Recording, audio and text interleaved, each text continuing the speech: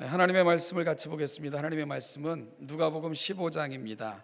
누가복음 15장 11절 말씀부터 좀 긴데요, 32절 말씀까지를 교독하는 방법으로 같이 읽겠습니다. 누가복음 15장 11절 말씀부터 32절 말씀을 우리 같이 좀 긴 말씀입니다. 교독하는 방식으로 같이 읽겠습니다. 또 이르시되 어떤 사람에게 두 아들이 있는데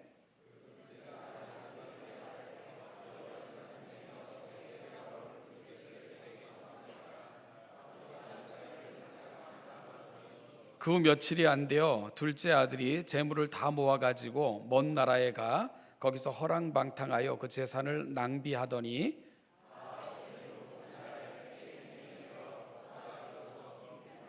가서 그 나라 백성 중 한 사람에게 붙여 사니 그가 그를 들로 보내어 돼지를 치게 하였는데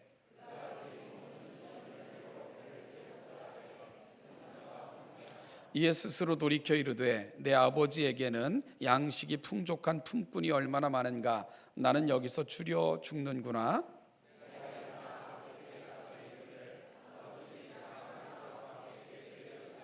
지금부터는 아버지의 아들이라 일컬음을 감당하지 못하겠나이다. 나를 품꾼의 하나로 보소서 하리라 하고,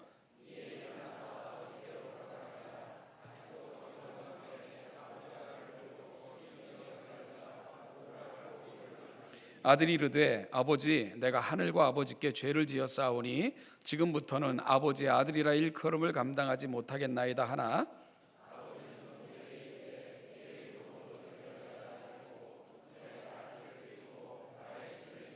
그리고 살진 송아지를 끌어다가 잡으라, 우리가 먹고 즐기자.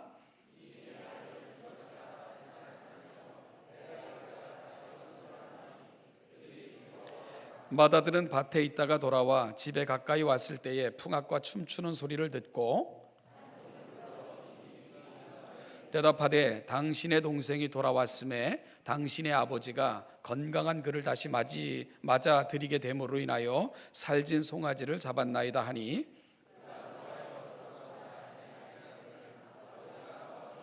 아버지께 대답하여 이르되 내가 여러 해 아버지를 섬겨 명을 어김이 없거늘 내게는 염소 새끼라도 주어 나와 내 벗으로 즐기게 하신 일이 없더니,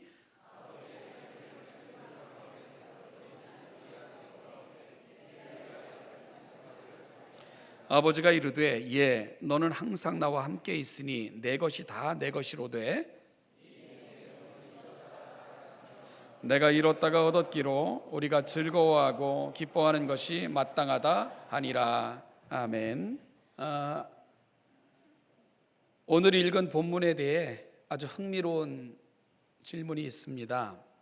그것은 두 아들 중에 누가 잃어버린 아들인가 하는 질문입니다. 여러분들의 대답은 무엇입니까? 지금까지 우리는 이 본문을 너무나도 쉽게 아버지의 재산을 아버지 생전에 요구하고 허랑방탕하게 탕진한 둘째 아들이 잃어버린 아들이라고 쉽게 생각을 했는데요, 이렇게 본문을 읽었던 우리에게는 어처구니 없는 질문처럼 여겨질 수도 있고요, 또한 한편으로는 너무 쉽게 답을 생각하면서도 혹시 함정이 있는 거 아니야? 뭐 이렇게 숨은 함정을 생각하게도 만드는 그런 질문이라는 생각을 해보게 됩니다. 여러분들의 답은 뭡니까? 누가 잃어버린 아들입니까? 우리가 본문의 이야기를 살피면서 이 답을 한번 좀 찾아볼 필요가 있는데요, 오늘 본문의 이야기는 이렇게 시작이 됩니다. 또 이르시되 어떤 사람에게 두 아들이 있었습니다. 이렇게 이야기가 시작이 되죠. 우리가 이 이야기에서 너무나도 쉽게 둘째 아들에 집중하는 사이 맏아들은 이야기 끝에 가서야 잠깐 등장하는 인물로 주목받지만 사실 이야기는 두 아들의 존재를 거론하는 것으로 시작되고 있음을 우리가 주목할 필요가 있습니다. 그러니까 이 이야기는 두 아들이 다 관심을 받아야 되는 이야기라는 것을 알게 되는 대목이죠. 그리고 결론부터 말씀드리면 그리고 이미 눈치를 채신 분들이 많겠지만 이야기 속에 등장하는 두 아들이 다 잃어버린 아들들입니다. 그것이 본문을 우리가 풀어감에 있어서 늘 항시 놓치지 말아야 될 지점이기도 하고요. 따라서 굳이 아들 쪽에 강조를 두어 이 비유의 제목을 붙이자면 탕자의 비유니 잃어버린 한 아들의 비유 이렇게 붙이면 안 되고요. 잃어버린 두 아들의 비유라고 제목을 붙여야 됩니다. 그러나 누가복음 15장을 시작하면서 말씀드린 것처럼 이 비유를 아들의 초점을 맞추어서 해석하는 것은 바람직하지 않다, 이런 말씀을 드렸죠. 여러분, 왜냐하면 이 비유의 초점은 아들들에게 있는 것이 아니라 누구에게 있기 때문입니까? 아버지에게 있기 때문입니다. 이는 세 가지 비유를 우리가 함께 살피면서 확인할 수 있었습니다. 자, 여러분, 그렇다면 이 비유, 오늘 저와 여러분들이 읽은 조금 긴 이 본문에 있어서 이 비유의 주인공은 누굴까요? 이 주인공은 누굴까? 주인공은 대체적으로 이야기의 시작과 끝을 장식합니다. 그러면 오늘 본문에서 이야기의 시작과 끝이 어떻게 구성되어 있는가 하는 부분을 살펴보면, 누가 등장하고 있는가 하는 것을 살펴보면은 이 이야기의 주인공이 누군가 하는 것을 쉽게 찾아낼 수 있을 것입니다. 11절이 어떻게 시작이 됩니까? 또 이르시되 어떤 사람에게 두 아들이 있는데, 이렇게 시작이 되죠. 어떤 사람이 소개되면서 이야기가 시작이 됩니다. 그리고 이 이야기의 끝인 31절, 32절로 가면 이렇게 마무리가 됩니다. 아버지가 이르되 너는 항상 나와 함께 있으니 내 것이다, 내 것이로되 이 내 동생은 죽었다가 살아났으며 내가 잃었다가 얻었기로 우리가 즐거워하고 기뻐하는 것이 마땅하다 하니라. 아버지의 대사로 이야기가 끝이 나고 있죠. 그러니까 이 본문은 어떤 사람이 소개되어 어떤 사람의 말로 끝나는 그런 구조로 되어져 있습니다. 따라서 이 이야기의 주인공이 누군가가 너무너무 분명해지죠. 누가 주인공입니까? 아버지가 주인공입니다. 그래서 유명한 신학자인 요아킴 예레미야스는 이 비유의 제목을 아버지의 사랑에 관한 비유라고 붙여놓기도 했고요. 헬무트 틸리케라는 유명한 학자가 있는데요, 그분은 기다리시는 아버지에 대한 비유라고 오늘 본문의 제목을 붙여놓기도 했습니다. 그런데 저는 개인적으로는요, 제가 좋아하는 신학자 중에 존 팀머라는 분이 있는데 이분의 정의를 좋아합니다. 존 팀머는 비유에 관한 그의 책에서 이 비유의 제목을 고통당하시는 아버지라고 붙여놨습니다. 고통당하시는 아버지. 그리고는 이러한 제목을 붙이는 이유를 다음과 같이 존 팀머는 설명합니다. 두 아들에 의해 아버지는 배척을 받습니다. 그러나 그는 계속해서 두 아들을 사랑하십니다. 그리고 바로 그 사랑 때문에 아버지는 고통당하고 계십니다. 이것이 바로 비유를 풀어내는 방법이라고 존 팀머는 제안하고 있는 거죠. 이 김기성 목사님이라는 분이 계신데요, 글을 참 잘 쓰세요. 근데 이분이 예레미야서를 강론한 책을 한 권 내셨습니다. 여러분, 그 책 제목이 끙끙 앓는 하나님입니다. 끙끙 앓는 하나님. 그 책 제목을 보는 순간 어떤 말씀을 하시려고 하나보다 느낌이 왔고요. 그래서 책을 즉시 사서 읽으면서 그 바라봤던 지점이 어딘가 그 저자가 확인할 수 있었는데요. 여러분, 끙끙 앓는 하나님, 여러분 끙끙 알아보셨어요? 이 끙끙 앓는 건 어떻게 앓는 것을 끙끙 앓는다고 이야기를 하죠. 물론 너무 육체가 아파가지고 식은땀 흘리면서 끙끙 소리를 내는 것도 끙끙 앓는다고 표현을 할 수 있죠. 그런데 이 끙끙 앓는다는 표현은 사실은 가슴 앓이를 표현할 때 더 많이 사용되어지는 관용어입니다. 진정한 사랑을 해본 사람은 이 말의 의미를 알죠. 끙끙 앓는다는 표현 말입니다. 그 사랑이 남녀 간의 사랑이든 부모 자식 간의 사랑이든 혹은 사제 간의 사랑이든 가슴 앓이를 한다는 것, 신음소리를 토해내면서까지 고통으로 얼굴이 일그러지고 가슴을 쥐어뜯으며 입술이 바작바작 타가면서 피눈물을 토해내듯이 고통스러워하는 것, 이걸 가리켜 끙끙 앓는다 이렇게 표현을 합니다. 그런데 여러분, 위의 저자는 하나님을 이렇게 표현하고 있다는 거예요. 끙끙 앓으시는 하나님. 예레미야의 눈을 통해 하나님께서는 당시 이스라엘 백성들의 삶의 정황을 고발하셨습니다. 황무지로 변한 땅, 정의와 공의가 무너지고 악행이 끊이지 않는 세상, 아무리 말로 터일르고 많은 하나님의 사람들을 보내도 그들을 외면한 채 거짓 선지자들의 말에 귀를 기울여 멸망을 향해서 나가고 있는 내 백성, 여러분, 그들로 말미암아 하나님이 끙끙대시는 것입니다. 그런데요, 끙끙거린다는 그 가슴 속에는 사랑이 깃들어 있기 때문에 끙끙거릴 수밖에 없는 거죠. 포기하면 끙끙거릴 이유가 없는 겁니다. 결국 끙끙거리신 하나님은 사랑 때문에 내 백성을 포기할 수 없어 그 백성을 가슴에 품으시려니까 하나님이 끙끙거리시면서 아파하실 수밖에 없는 거죠. 예레미야는 바로 이 하나님의 끙끙거리는 소리를 들은 것입니다.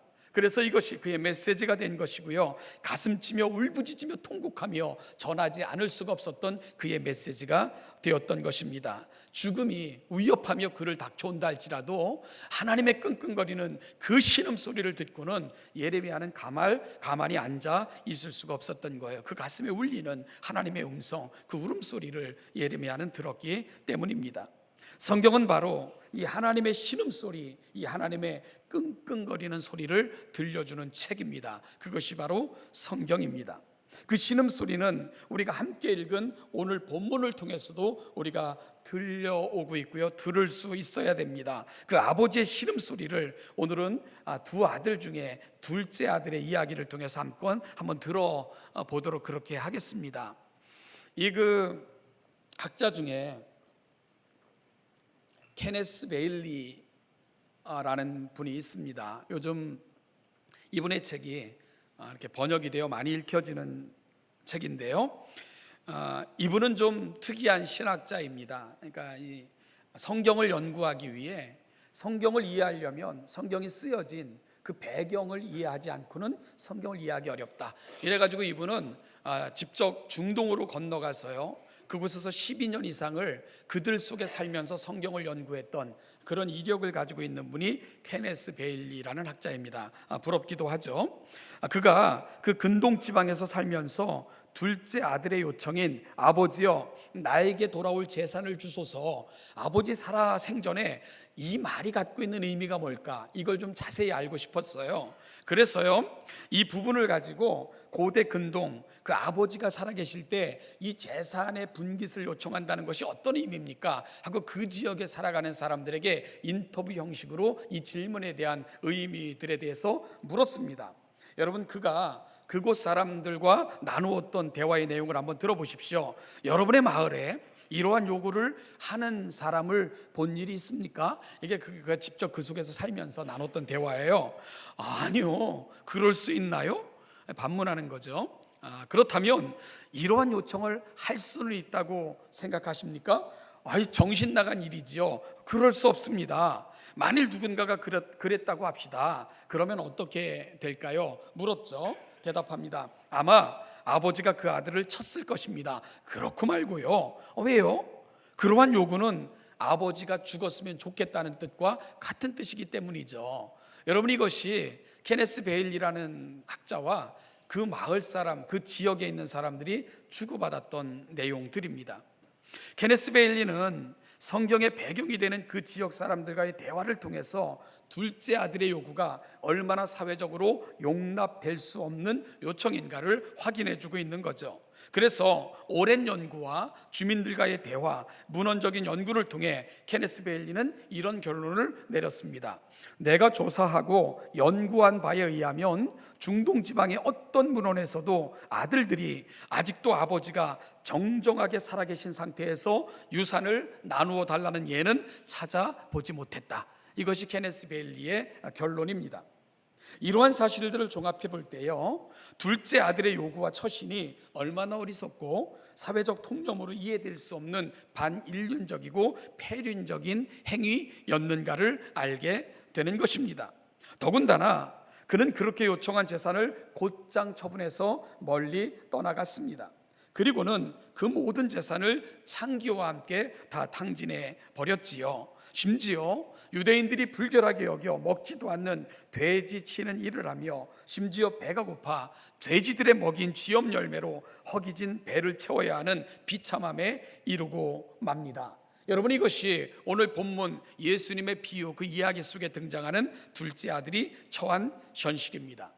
그에게 있어 어떠한 희망도 남아있지 않았습니다. 그는 완벽하게 버려진 존재가 된 것입니다. 어찌 보면 아버지에게도 그리고 그 형제에게도 지역 주민들에게도 그는 완벽하게 잊혀진 존재가 된 것입니다. 그러니요, 사실 이 이야기의 끝은 어떻게 가는 것이 일반적이겠습니까? 그래서 둘째 아들은 그 세월을 술로 마약으로 후회하며 살다가 비참하게 죽었더라. 사실은 이렇게 가야지만 될 수밖에 없는 이야기가 오늘 둘째 아들의 이야기 속에 들어있는 그 내면적 내포적 의미라는 것이죠. 그런데 우리는 누가복음 15장에 세 가지 이유로 이야기를 통해 확인한 것이 있습니다. 그것은 세 가지 이야기가 어떻게 끝이 나는가 하는 부분을 미리 살펴봤죠. 여러분이 세 가지 이야기가 어떻게 끝이 납니까? 잔치로 끝이 나죠. 그죠? 동네 사람들 다 초청해서 잔치를 벌이는 것으로 세 가지 비유는 각각 끝이 납니다. 그것도요, 흥겹고 그리고 화려하고 가슴 벅찬 잔치로 그렇게 이 이야기들은 끝이 나고 있는 것을 확인할 수 있습니다. 무엇이 이 이야기를 이러한 소망의 이야기로 만들어 가고 있는 것일까? 여러분, 무엇이 비참하게 끝날 수밖에 없는 이 이야기들을 이 아름답고 가슴 벅찬 그 이야기들로 만들어가고 있는 걸까? 답은 한 가지입니다. 아버지이십니다. 아버지입니다. 그에게는 아버지가 있었습니다. 그는 아버지를 떠났지만 그를 결코 잊을 수 없어 끙끙대면서까지 그 가슴으로 아들을 담아내셨던 그 아버지, 그 아들에게는 아버지가 있었습니다. 아들은 더 이상 소망이 없다고 느꼈을 때 아버지 집을 생각했습니다. 그는 생각했죠. 나는 더 이상 아버지의 아들이 아니다. 그럼에도 불구하고 아무도 나를 도와줄 이가 없는데 연명은 해야 되지 않겠어? 가서 아버지께 사정을 해보자. 품꾼의 하나로 나를 취급하셔서 먹여달라고만 부탁을 해보자 라는 생각으로 이 둘째 아들은 아버지의 집을 향해 터벅터벅 걸어가게 됩니다. 그의 아버지 집으로 발걸음을 옮긴 거예요. 여러분, 우리는 이것을 회개했다고 이야기할 수는 없는 거죠. 그런 어떤 증거도 성경에는 나타나지 않습니다. 그런데 성경은 놀라운 이야기를 하고 있습니다. 20절 말씀입니다. 우리 한번 20절을 한번 읽어볼까요? 같이 읽어보죠. 이에 일어나서 아버지께로 돌아가니라. 아직도 거리가 먼데 아버지가 그를 보고 측은히 여겨 달려가 목을 안고 입을 맞추니. 어떤 장면입니까?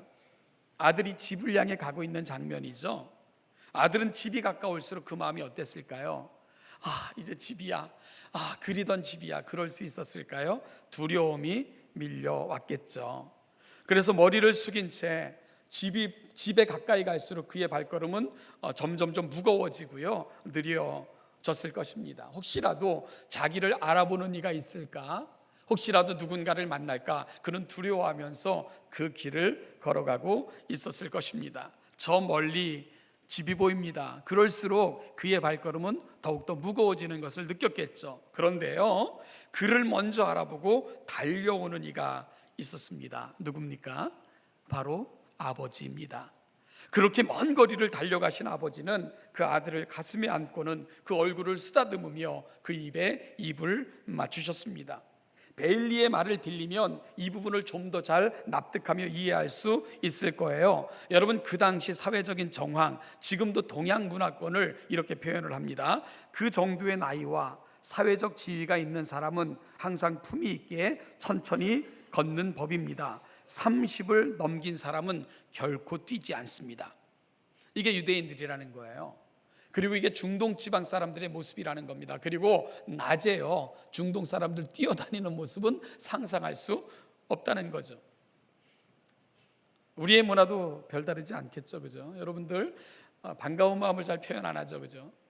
여러분, 저 멀리 재산 다 탕진하고 터벅터벅 걸어오는 아들이 있는데 신림 사거리까지 뛰어나가가지고 맨발로 뛰어나가서 얼싸안고 입을 맞추고 그럴 부모님들 얼마나 될까 생각해 보게 됩니다. 무엇이 아버지를 달려가게 만들고 있는 거죠? 아들을 향한 사랑이죠. 아들은 아들됨을 포기할 수밖에 없었지만 아버지는 아들을 포기할 수 없었던 것입니다. 그 아버지는 늘 그 아들이 떠난 자리를 여러분 에서 그 떠난 그 뒷자리 눈을 떼지 못한 채 날마다 낮이나 밤이나 그곳을 응시하면서 나간 아들을 기다리고 있었던 것입니다. 돌아올 당시 그의 행색이 어땠을까? 어떻게 살았죠? 모든 걸 잃고요, 돼지우리에서 돼지와 함께 쥐염 열매 먹으면서 살았던 둘째 아들입니다. 그의 행색이 멀쩡할 리가 없지요. 여러분 아마 거지 중에서도 산거지 이런 표현이 있죠. 아들의 모습이 그랬을 것입니다. 멀리서 그 아들을 알아본다는 거 쉽지 않았을 것입니다. 그런데 아버지는 그 아들을 놓칠 리가 없죠. 왜냐하면 가슴으로 안고 있었기 때문입니다. 달려나가 돼지우리에서 살았던 그 냄새는 얼마나 심했겠어요. 끌어안고 그럼에도 불구하고 입을 맞추는 아버지. 여러분, 그리고는 그 아들에게 뭐라고 말씀하십니까? 너는 내 아들이야 라고 말씀하시는 거죠. 너는 내 아들이야. 아들은 말합니다. 저는 더 이상 아버지의 아들이라 불릴 가치도 없습니다. 아버지는 말씀하십니다. 너는 내 아들이다. 그러면서 가장 좋은 옷으로 갈아입히시고요, 좋은 신으로 갈아 신기시고 그 손에 가락지를 끼워주심으로 완벽한 지위를 아버지는 그 아들에게 허락해 주셨습니다. 여러분이 둘째 아들의 이러한 모습을 통해 주님께서 저와 여러분들에게 보여주시고자 하시는 그 진실이 뭘까요? 그 진실이 뭘까요? 첫째는 인간의 비참함입니다. 죄로 인하여 인간이 처한 이 비참함을 둘째 아들의 모습을 통해 우리는 확인할 수 있는 거죠. 여러분, 아들에게 있어서 비극은 아버지를 떠난 것입니다. 그 안에서 아버지를 죽인 것입니다. 그러면서 그는 자유로울 줄 알았지요. 그런데 죄는요, 즐거움과 육체의 소욕의 대가로 영혼을 빼앗아 갑니다. 그리고 그 마음 좌소에 죄가 들어앉아 주인 노릇하게 되는 것입니다. 그리고 그 죄는 그 스스로의 사슬로 그 사람을 묶어놓고는 종으로 삼아 신음 가운데 죽어가게 만드는 것, 이게 죄가 갖고 있는 비참함이고 무서움입니다. 그리고 그 죽음은 영원한 죽음이 되는 것입니다. 이것이 바로 죄에 매여 살아가는 인간의 비참함입니다. 둘째 아들의 모습이기도 한 거죠. 여러분, 그러면 이러한 인생에게 희망은 있는가? 희망은 있는가? 제가 얼마 전에 설교에서 요즘 그 많은 그 이슈가 되고 있는 그 이국종 씨 그 의사의 이야기를 잠깐 소개한 적이 있죠. 그의 아버지는 6.25 직후 북한과의 교전 상황에서 한쪽 눈을 잃고 팔다리를 다친 장애 2급 국가유공자였습니다. 여러분, 이국종 씨는 친구들이 병신의 아들이라고 그의 얘기예요. 놀리는 것이 두려워서 드러내지 않고 들키지 않으려고 그렇게 자신을 숨기며 살아왔던 세월이 그의 어린 시절이었다고 고백을 합니다. 그 자식 앞에서 아버지는 늘 죄인처럼 살아가실 수밖에 없었죠. 그러던 어느 병원에서 조심스럽게 그 당시 국가유공자 의료복지 카드를 내놓으면 아무도 좋아하지 않았대요. 그런데 그 의료복지 카드를 내밀면서 치료를 받기 원했을 때에 한 의사가 자신에게 아버지가 정말 자랑스럽겠구나 라고 이야기하고는 그를 무료로 치료를 해줬다는 거예요. 아버지가 정말 자랑스럽겠구나, 그 한마디가 자기의 인생을 바꿔놨다는 거죠. 내게는 자랑스러운 아버지구나. 여러분, 수치스러웠게 보였던 그 아버지가 자랑스러운 아버지, 그래서 나도 이 사회에 기여하는 인물이 돼야 되겠다 결심하게 됐다고 고백을 하고 있습니다. 사랑하는 여러분, 오늘 우리는 다시 그 자랑스러운 우리 아버지를 만나고 있습니다. 우리 아버지는 어떤 분이십니까? 하늘의 아버지이십니다. 그분은 아들들에게 외면당하셨습니다. 아무런 주장도 없이 아들들이 그 아버지에 대해서 행하는 것들을 보시면서 조용히 눈물을 흘리시는 모습으로 오늘 본문에서 아버지는 나타날 뿐입니다. 그분은 아무 존재감도 없어 보입니다. 그런데 그분이 다시 등장하는 장면은 채통 없이 뛰어가시는 모습을 통해서 우리 앞에 다시 나타나십니다. 여러분, 기다리고 있어도 되잖아요, 그죠? 그런데 아버지는 왜 달려가실 수밖에 없었을까? 한번 생각을 해보시죠. 왜 달려가실 수밖에 없었을까? 왜 아버지가 아들을 향해 달려가죠? 왜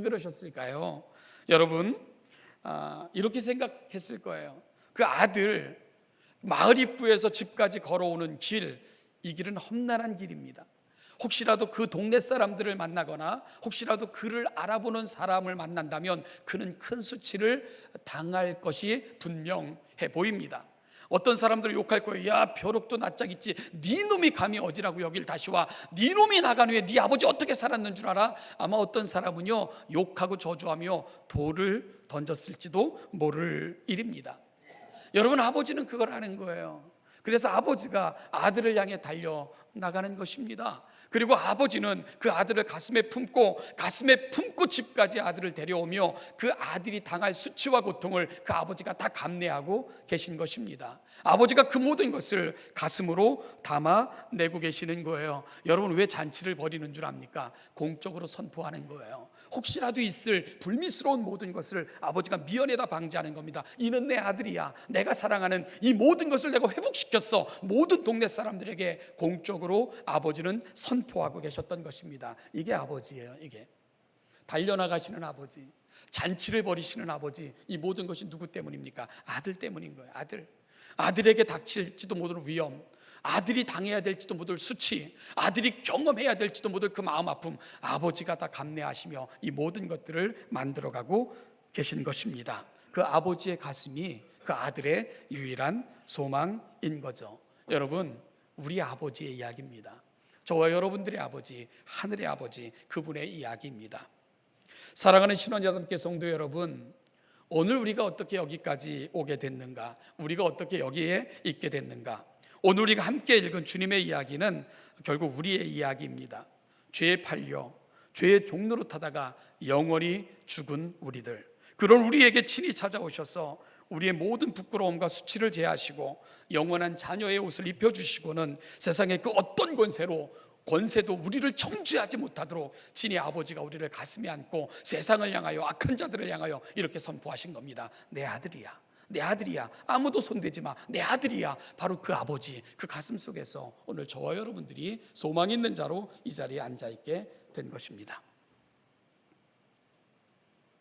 그리스도인들이 가져야 될 분명한 고백이 있습니다. 내 가치는 내 자격과 내가 행한 어떤 일로 결정되는 것이 아니라는 겁니다. 여러분, 둘째 아들이 그간의 모든 헛된 것들을 버리고 품꾼이 되어 일해서 갚고 또 갚아서 빚을 청산했다. 그래서 아들의 지위를 얻었다. 성경은 그렇게 이야기하지 않습니다. 아들의 가치는 아버지가 결정하시는 겁니다. 그 아들은 아버지의 가슴에 있기 때문에 가치가 있는 것입니다. 세상이 그를 가치 있는 자로 보아줄 수 있는 것은 그 아버지가 내 아들이라 인정하셨기 때문입니다. 오늘 저와 여러분들이 가치가 있는 것은 여러분 우리의 공로 때문 아닙니다. 우리가 뭔가 잘했기 때문 아닙니다. 하나님 앞에 합당하게 행했기 때문 아닙니다. 우리는 둘째 아들 같은 자들입니다. 단 우리를 품어주신 아버지, 그 가슴 속에서 오늘 저와 여러분들의 의미와 가치가 새롭게 결정이 된 것입니다. 그 세상의 어떤 것도 우리를 정죄하지 못합니다. 우리를 향하여 가치없다 말하지 못합니다. 아버지, 그 아버지가 우리를 아들이라 칭하시고 선포하셨기 때문입니다. 그 아버지가 우리의 가치이고 우리 구원의 유일한 이유가 되십니다. 사랑하는 신원여담교 성도 여러분, 이 이야기 앞에서 우리 아버지를 다시 만나시기를 바랍니다. 여전히 여러분들을 기다리시며 가슴으로 품어 여기까지 인도하신 그 아버지의 가슴 속에서 오늘 우리의 가치와 살아가는 이야기들이 새롭게 쓰여지는 2018년이 되시기를 주님의 이름으로 축복합니다. 기도하겠습니다. 하나님 아버지, 은혜와 사랑을 감사합니다. 오늘도 이 시간 이 자리까지 우리를 인도하여 주시고 가슴으로 품어 아버지 하나님, 세상의 그 어떤 권세도 우리를 틈타지 못하며 해하지 못하도록 지키셔서 여기까지 이르게 하신 것 너무너무 감사합니다. 이 은혜 받았으니 그 아버지의 품 안에서 우리가 존귀한 자가 되었으니 존귀한 자들로 세상을 향하여 아버지를 보이며 아버지의 은혜를 선포하며 아버지의 자녀답게 살아내는 하나님의 거룩한 자녀들이 되게 하여 주시옵소서. 2018년 우리의 가치가 확인되어질 뿐만 아니라 그 가치가 살아가는 삶의 자리에서 더불어 살아가는 모든 자들에게 분명히 보여지는 아름답고도 복된 한 해가 되도록 그리 역사하여 주시옵소서. 감사드리며 예수님의 이름으로 기도하옵나이다. 아멘.